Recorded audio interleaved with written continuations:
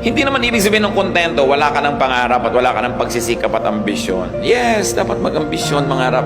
Pero kung hanggang doon talaga ang narating ng kaya mo, accept it and then celebrate it. If more means more trouble, more stress, more pain, what's the point? Sobrang lumaki nga ang kita nyo mag-asawa pero nagkahiwalay na kayo forever. Hindi ba kayo pwedeng mabuhay ng konti lang pero masaya naman kayo? Pinipili. Hindi lang pera ang mahalaga.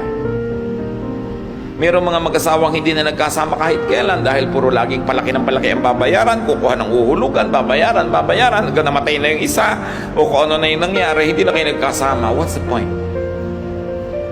Hindi ko naman sinasabi huwag kayo maghiwalay para maghanap buhay, pero hanggang kailan? When do you stop? When is enough? Mas marami nagpapakamatay na mayaman kaysa mahirap.